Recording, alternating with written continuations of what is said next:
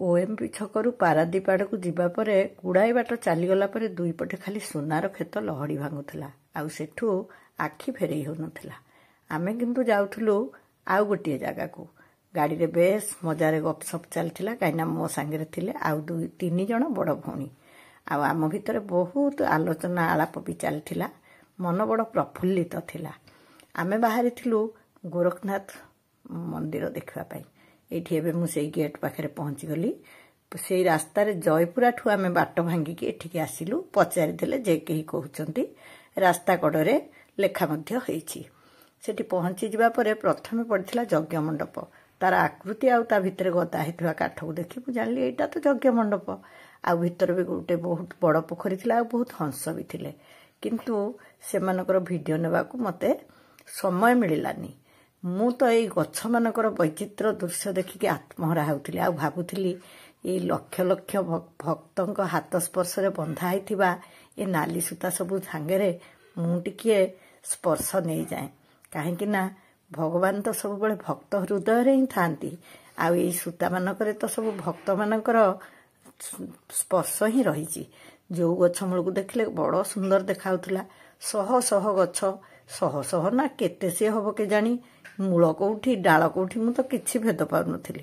ଠାକୁରଙ୍କୁ ଦେଖିବା ପୂର୍ବରୁ ମୁଁ ସେ ପରିବେଶକୁ ଦେଖି ବଡ଼ ବିଭୋର ହୋଇଗଲି। ମୋ ଭଉଣୀମାନେ କିଏ କେଉଁ ପଟେ ବୁଲୁଛନ୍ତି ଲକ୍ଷ୍ୟ ନ କରି ମୁଁ ଖାଲି ଏ ଗଛ ସେ ଗଛ ଦେଖିବାରେ ଲାଗିଲି। ଆରେ ଏମିତି ବୁଲୁ ବୁଲୁ ମୁଁ ଆସି ମୁଖ୍ୟ ମନ୍ଦିର ପାଖରେ ପହଞ୍ଚିଗଲି। ସତରେ ମନ୍ଦିର କି ଚିତ୍ରିତ ହେଇଛି, କି ସୁନ୍ଦର କାରୁକାର୍ଯ୍ୟ। ଯେତେବେଳେ ଆମେ ବାହାରିଲୁ ମୋ କଳ୍ପନାରେ କେବେ ନଥିଲା ମୁଁ ଏମିତି ଗୋଟେ ଜାଗାରେ ଯାଇ ପହଞ୍ଚିଯିବି। ଠାକୁରଙ୍କ ପାଖ ଗଛରେ ଆହୁରି ବହୁତ ବେଶୀ କନା ସବୁ ବନ୍ଧା ହେଇଥିଲା, ମାନସିକ କନା। ପରେ ମୁଁ ଯେତେବେଳେ ପଚାରିଲି, ପୂଜକ ମହାଶୟ କହିଲେ ବିଭିନ୍ନ ପ୍ରକାର ଜୀବନର ସମସ୍ୟାରୁ ରକ୍ଷା ପାଇବା ପାଇଁ ବା ମୁକ୍ତି ପାଇବା ପାଇଁ ଠାକୁରଙ୍କୁ ନିବେଦନ କରି ଏଠି ସବୁ ଏଇ ନାଲି କପଡ଼ା ବନ୍ଧା ଯାଇଥାଏ। ଯାହାର ପୂର୍ଣ୍ଣ ହେଇଯାଏ ମନସ୍କାମନା, ସିଏ ସେକୁ ଖୋଲିକି ପୋଖରୀରେ ବିସର୍ଜନ କରନ୍ତି। ତାଙ୍କ ଇଚ୍ଛାରେ ଏଠି ଭୋଗ କରନ୍ତି। ଏଠି ରନ୍ଧା ଭୋଗ ମଧ୍ୟ ମିଳେ, ଖିଚୁଡ଼ି, ଡାଲମା, ଖଟା, କ୍ଷୀରି। ଆଉ ଯିଏ ଇଚ୍ଛା କଲେ ବି ଯାଇକି ସେଠି ରନ୍ଧା ଭୋଗ କରିପାରନ୍ତି। ଏସବୁ କଥା ହଉ ହଉ ମୁଁ ଯାଇ ମୁଖ୍ୟ ମନ୍ଦିରରେ ପହଞ୍ଚିଗଲି। ଆଉ ପାଦୁକ ପାଇଲି। ପାଦୁକ ତ ନୁହେଁ, ବିଭୂତି ଦେଲେ। ମୋତେ ଆହୁରି ଆଶ୍ଚର୍ଯ୍ୟ ଲାଗିଲା। ମୁଁ କହିଲି ଏ ବିଭୂତି କ'ଣ? ସେଠି ଅଖଣ୍ଡ ଯଜ୍ଞ ଚାଲିଛି ବା ଧୂନି ଜଳୁଛି। ସେଇ ଧୂନିର ବିଭୂତି ହିଁ ଏଠିକାର ମହାର୍ଘ, ମାନେ କୃପା। ସେଇ ବିଭୂତି ଦ୍ୱାରା ସବୁ ଅସାଧ୍ୟ ସାଧିତ ହୋଇପାରେ ବୋଲି ସମସ୍ତଙ୍କର ବିଶ୍ୱାସ। ହବନି କାହିଁକି? କଥାରେ ପରା ଅଛି, ବିଶ୍ୱାସେ ମିଳଇ ହରି ତର୍କେ ବହୁ ଦୂର। ସେଇ ବିଶ୍ୱାସ ହିଁ ତ ସବୁଠୁ ବେଶୀ କାମ କରେ। ଆଉ ଏଠି ବୁଲିଲା ଭିତରେ ଆଉ ଗୋଟେ କଥା ବି ମୁଁ ଦେଖିଲି। ସେ ବଡ଼ ବଡ଼ ବରଗଛ ମୂଳରେ ସବୁ ସାପର, ପିତ୍ତଳ ସାପ ସବୁ ଥୁଆ ହେଇଥିଲେ। ମୁଁ ପୁଣି ଆସିଲି ହେଇ ମୋ ସାଙ୍ଗରେ ଯାଇଥିବା ଏ 2 ଭଉଣୀ, 2 ବିଶିଷ୍ଟ ଲେଖିକା। ତାଙ୍କ ସହ ଫଟୋଟେ ଉଠେଇ ଅନେଇଲା ବେଳକୁ ଗଛ ମୂଳେ ଏତେ ସବୁ ଧାତୁର ସାପ। ପୂଜକ ମହାଶୟ କହିଲେ ଯେଉଁମାନଙ୍କୁ ସର୍ପଦଂଶନ ହୋଇଥାଏ ସେମାନେ ଏଇଠିକି ହିଁ ଆସି ଶରଣାପନ୍ନ ହୁଅନ୍ତି। ଆଉ ସେଇ ବିଭୂତି ସହିତ ଲେମ୍ବୁ ପାଣି ସେବନ କରି ଆରୋଗ୍ୟ ହୋଇ ଯାଆନ୍ତି। ସତରେ କେତେ ବଡ଼ ବିଶ୍ୱାସର କଥା। ଆଉ ସେଇ ଯେଉଁ ବଡ଼ ବଡ଼ ଗଛ ସବୁ, ତା ଦେହରେ କାଳେ ସବୁବେଳେ ନାଗସାପ ସବୁ ଚଳପ୍ରଚଳ ହେଉଥାନ୍ତି। ଅକ୍ଷୟ ତୃତୀୟାରେ ଯେତେବେଳେ ବହୁତ ବଡ଼ ଯଜ୍ଞ କାର୍ଯ୍ୟକ୍ରମ ହୁଏ, ସେମାନେ ତଳକୁ ଓହ୍ଲେଇ ଆସି ଭକ୍ତମାନଙ୍କୁ ଦେଖା ଦିଅନ୍ତି। କେବେ ହେଲେ ଏଠି କୌଣସି ଭକ୍ତ ପ୍ରତି ସେମାନଙ୍କ ଦ୍ୱାରା ଅଘଟଣ ଘଟିଥିବାର ସୂଚନା ମିଳିନାହିଁ। ସେସବୁ କଥା ଶୁଣି ମୋ ମନ ଆହୁରି ଆନନ୍ଦିତ ହୋଇଗଲା। ଆଜି କେଡ଼େ ଭାଗ୍ୟରେ ଏଠି ପହଞ୍ଚିଗଲେ। ଆଉ ଏସବୁର ମୂଳ ଉଦ୍ୟୋକ୍ତା ଥିଲେ ଲୋପା ଅପା।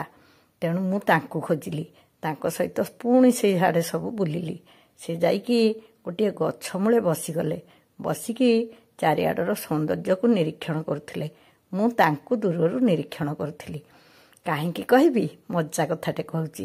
ଅପାଙ୍କ ସହିତ ମୁଁ ଥରେ ତାଙ୍କ ଶାଶୁଘର ଗାଁକୁ ଯାଇଥିଲି।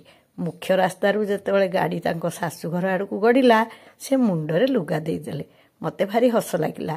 ଆରେ ଆରେ, ଇଏ ତ ତାଙ୍କ ସମୟର ସୁନା ବୋହୂଟିଏ ହେଇଥିବେ। ସେ ସେଠି ଖାଲି ମୁଣ୍ଡ କରି ବସିଥିଲେ। ମୁଁ ତାଙ୍କ ପାଖକୁ ଯାଇ ତାଙ୍କ ମୁଣ୍ଡରେ ଲୁଗା ଦେଇଦେଲି। ମୋତେ ସେ ମୁଣ୍ଡରେ ଲୁଗା ଦେଲେ ଭାରି ସୁନ୍ଦର ଦେଖାଯାଆନ୍ତି। ତାଙ୍କ ମୁଣ୍ଡରେ ଲୁଗା ଦେଇ ମୁଁ ନିଜେ ବି ମୁଣ୍ଡରେ ଲୁଗା ଦେଇଦେଲି। ଆଉ ତାଙ୍କ ପାଖେ ବସି ଫଟୋ ଉଠେଇଲି। ସେ ବି ମୋତେ ବହୁତ କଥା କହିଲେ ଗୋରଖନାଥଙ୍କ ଉପରେ। ସେସବୁ ଆଲୋଚନା କଲାବେଳକୁ ମନ ସିନା ଛାଡ଼ୁନି, ସଞ୍ଜ ପରା ହେଇଗଲାଣି। ପୁଣି ଆମେ ଫେରିବାର ଆୟୋଜନ କଲୁ।